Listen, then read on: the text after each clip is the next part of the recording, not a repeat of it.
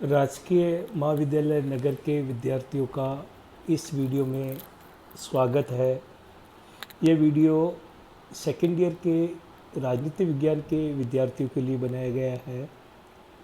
राजनीति विज्ञान के विद्यार्थी जानते हैं कि द्वितीय वर्ष में 2 प्रश्न पत्र पढ़ाए जाते हैं। प्रथम प्रश्न पत्र के इस पेपर जो जिसका नाम विश्व के प्रमुख संविधान है, इसके बारे में हम इस वीडियो में अध्ययन करेंगे। इस पेपर में 3 खंड है और 5 संविधानों का अध्ययन हम इस पेपर के तहत करेंगे।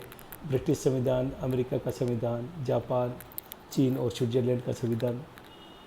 इस वीडियो में हम ब्रिटिश संविधान जो खंड ए में है, डॉक्टर दिलीप गोयल द्वारा आपको ब्रिटिश संविधान के जो स्रोत है और विशेषताओं के बारे में हम इस पर बात करेंगे। साथियों, विषय में प्रवेश के पहले मैं आपको एक कोटेशन बताना चाहता हूँ मुनरो, जो ब्रिटिश संविधान के महत्व का प्रकट करता है कि ब्रिटिश संविधान विश्व के संविधानों का जनक है और ब्रिटिश संविधान विश्व की संसदों की जननी। अर्थात ब्रिटिश संविधान से कई देशों ने प्रेरणा ली। आपको सबको विदित है कि ब्रिटिश साम्राज्य बहुत बड़े एरिया में फैला हुआ था। एशिया और अफ्रीका जैसे दूरस्थ प्रदेशों में ब्रिटिश साम्राज्य का प्रभाव था और इन सब देशों ने जो ब्रिटिश साम्राज्यवाद के विशेष रूप से अधीन थे, उन्होंने अपनी शासन पद्धति को ब्रिटिश की शासन पद्धति के आधार पर ही बनाने का प्रयास किया। ब्रिटिश संसद से अपनी व्यवस्थापिका बनाई और अपने संविधान का निर्माण भी ब्रिटिश संविधान से प्रभावित करके उसका निर्माण किया। भारत में भी हमारा ब्रिटिश संविधान का एक विशेष महत्व है, क्योंकि हमारे यहाँ भी अंग्रेज़ों का शासन रहा है और अंग्रेज़ों ने ही हमको जो कई शासन की परंपराएं दी है, जिनको हमने अपने संविधान में अपनाया है। तो ब्रिटिश संविधान का अध्ययन हमारे लिए एक विशिष्ट महत्व रखता है।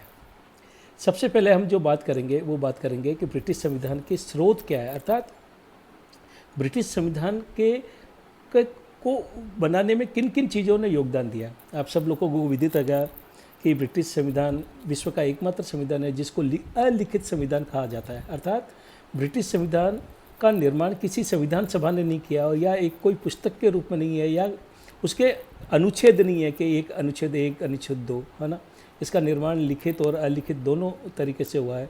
लिखित रूप से अधिकार पत्र, युग प्रवर्तक घटनाएं थी, संसद द्वारा बनाए गए अधिनियम है, न्यायिक निर्णय है ना, न्यायाधीशों द्वारा दिए गए और विद्वानों द्वारा लिखी गई टीकाएँ हैं, तथा अलिखित रूप से सामान्य विधि और अभिसमय और परंपराएँ हैं। इनका हमें एक एक करके विस्तृत अध्ययन करने का प्रयास करते हैं। ब्रिटिश संविधान के जो स्रोत हैं, सबसे पहला आता है अधिकार पत्र और युग प्रवर्तक घटनाएं। अनेक घटनाएं ब्रिटिश इतिहास के माइलस्टोन है, जिन्होंने संविधान निर्माण में महत्वपूर्ण भूमिका निभाई। उसका सबसे पहला जो स्रोत है वो है मैग्ना कार्टा, जो 1215 में हुआ था, जिसने शासन की निरंकुश शक्तियों को सीमित करने का काम किया। अधिकारों की याचिका है, अधिकारों का बिल है ना। गौरवपूर्ण क्रांति हुई थी 1688 में, उसके बाद अधिकारों का बिल लाया गया था। ऐसे ही संसदीय अधिनियम 1911 का और 1949 का, ये सब चीज़ें युगांतकारी घटनाएं थी जो ब्रिटिश संविधान के स्रोत के रूप में मानी जाती है। दूसरा जो स्रोत है वो है संसद द्वारा पास किए गए अधिनियम। संसद ने अनेक एक्ट बनाए और ये एक्ट सरकार के अधिकार और शक्तियों को निश्चित करते हैं।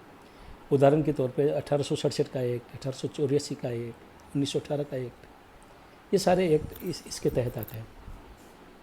तीसरे स्रोत में हम जो ब्रिटिश संविधान में गिनते हैं, जो लिखित स्रोत है, वो यह है कि न्यायाधीशों के निर्णय द्वारा अनेक प्रकार की व्याख्याएं संसदीय कानून की, संविधानों की, अधिकार पत्रों की गई है।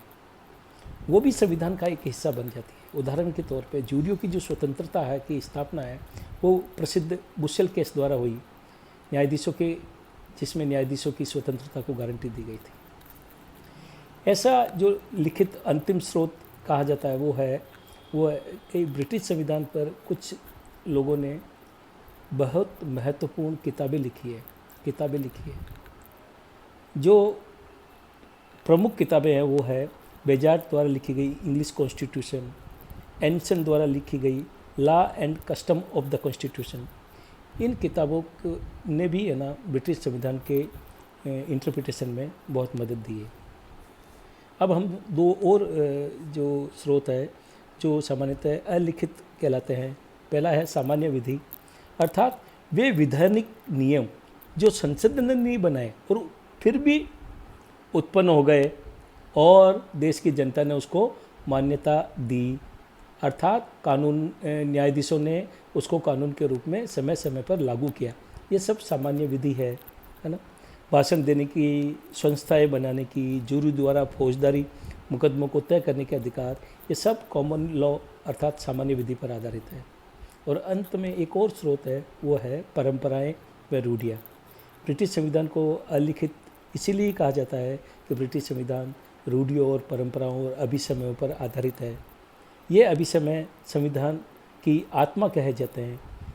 इनको लिखित कानून की तरह ही मान्यता प्राप्त होती है, हालांकि इनका निर्माण संसद द्वारा नहीं किया गया है, ये संयोगवश उत्पन्न हुई है।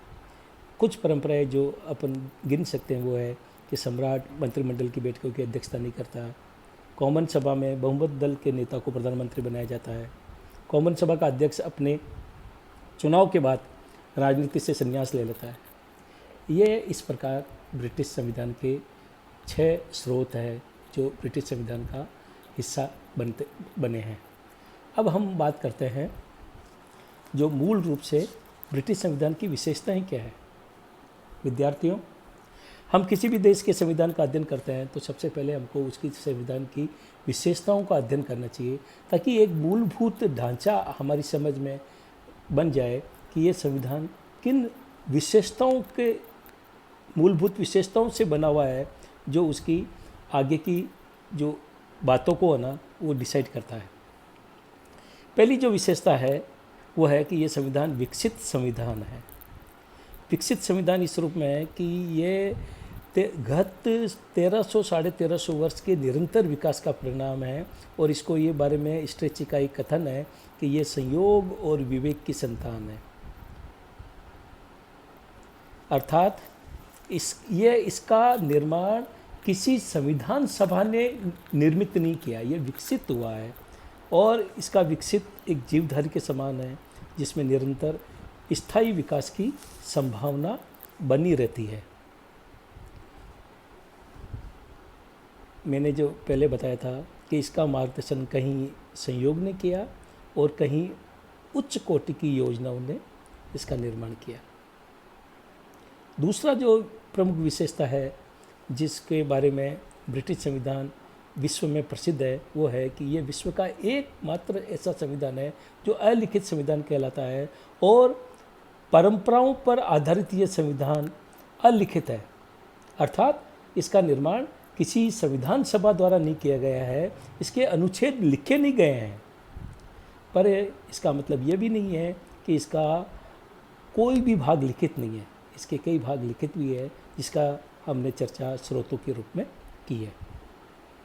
तीसरी जो बात है इस संविधान की वो है ये एकात्मक, अर्थात संघात्मक शासन व्यवस्था के विपरीत यहाँ शक्तियों का विभाजन केंद्र और राज्यों के बीच में नहीं है। यहाँ केवल एक ही राष्ट्रीय सरकार है जिसमें सारी शक्तियाँ निहित होती है और जिसका प्रशासन देश की राजधानी से चलाया जाता है। अर्थात एक ही कार्यपालिका है, एक ही व्यवस्थापिका है, एक ही न्यायपालिका है। यहाँ केंद्र और स्थायी राज्य 2 प्रकार की सरकारें नहीं है। चौथी जो विशेषता है वो है ये संविधान लचीला संविधान है। कोई देश का संविधान लचीला या कठोर इस आधार पर कहा जाता है कि उसमें परिवर्तन कैसे किया जाए, संविधान संशोधन कैसे किया जाए। जब संविधान संशोधन की प्रक्रिया आसान होती है तो वो संविधान लचीला संविधान कहलाता है, और जब संविधान संशोधन की प्रक्रिया एक विशिष्ट प्रक्रिया होती है, आसान नहीं होती है, उसको जटिल होती है, उसको हम कठोर संविधान कहते हैं। ब्रिटेन में संसद साधारण कानून की तरह ही संविधान का संशोधन कर लेती है, कोई विशिष्ट प्रक्रिया का निर्माण नहीं किया गया है। अर्थात कानून और संविधान संशोधन एक ही प्रक्रिया द्वारा तय किए जाते हैं और वो संसद द्वारा किए जाते हैं, इसलिए इस देश के संविधान को लचीला संविधान भी कहा जाता है।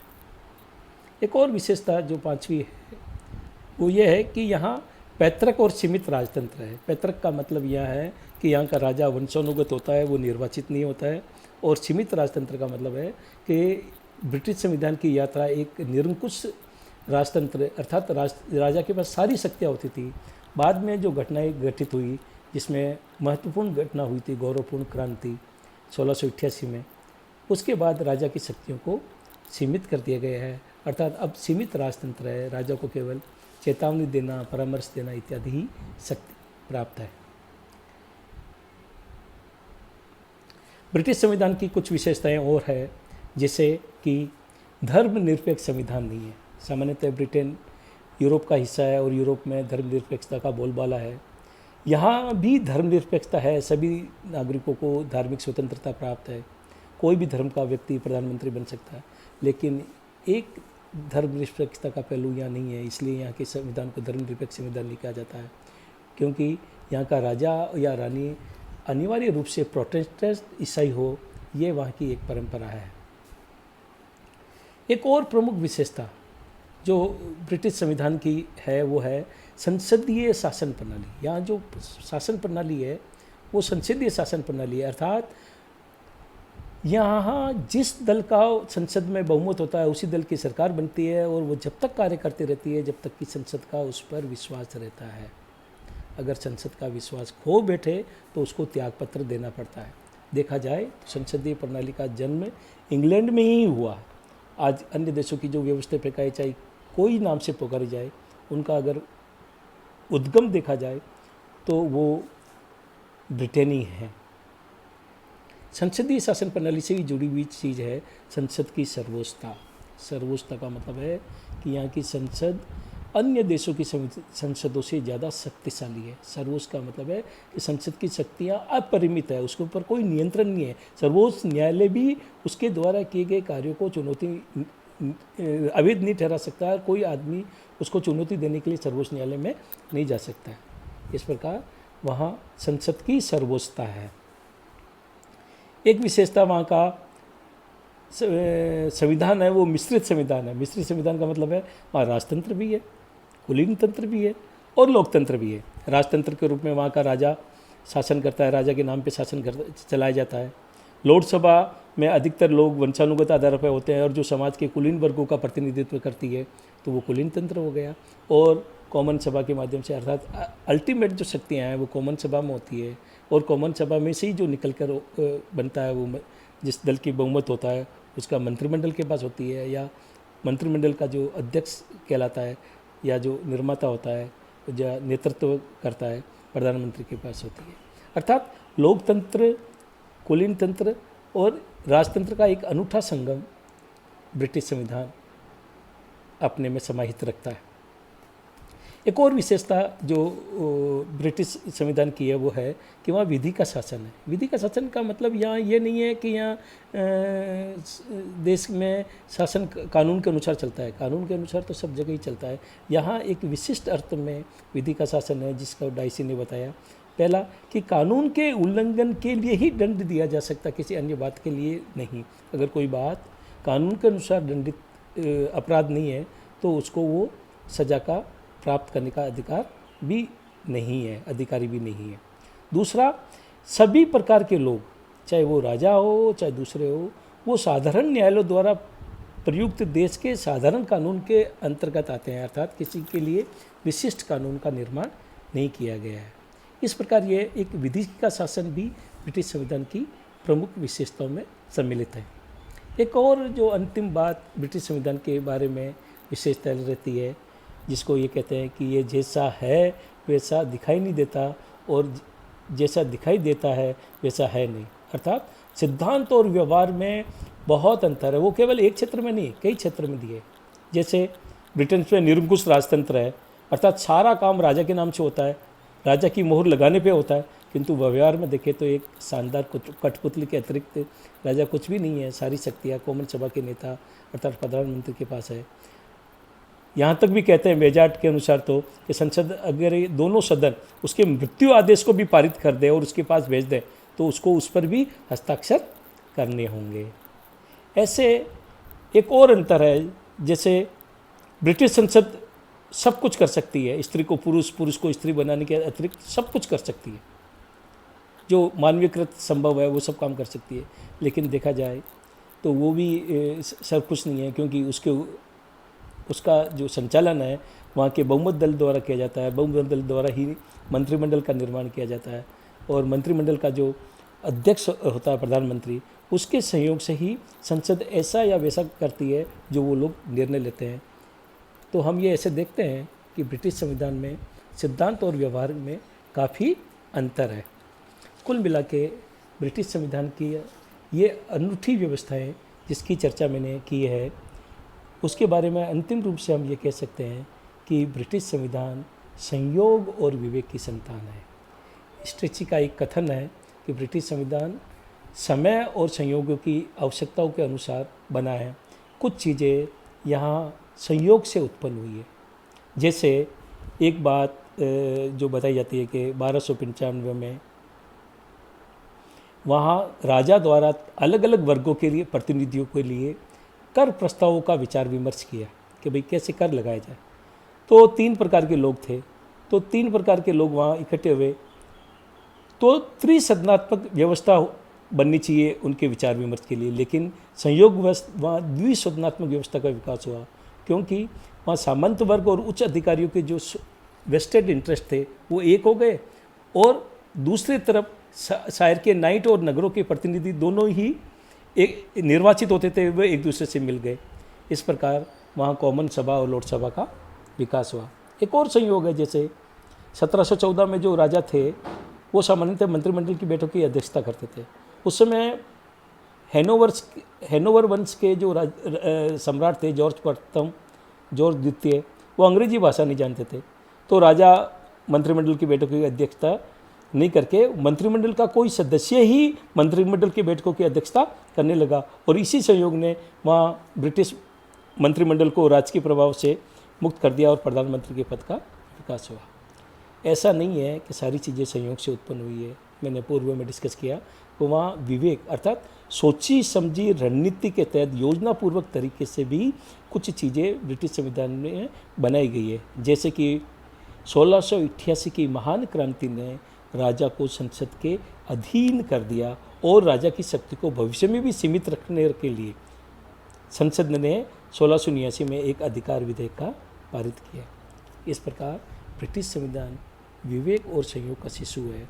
और ये वीडियो मैं अब यहीं समाप्त करता हूँ। आपको ये वीडियो कैसा लगा, आप प्रतिक्रिया मुझे व्हाट्सएप के व्यक्तिगत संदेश से आप भेज सकते हैं। आप हमारे राजनीति विज्ञान के इस वीडियो जो चैनल है उसको आप अधिक से अधिक सब्सक्राइब करें, और राजकीय महाविद्यालय नगर के राजनीति विज्ञान द्वारा जो वीडियो अपलोड किए जा रहे हैं उनको आप देखें, निरंतर रूप से देखें और अपनी समझ को डेवलप करें। बहुत बहुत धन्यवाद, आभार।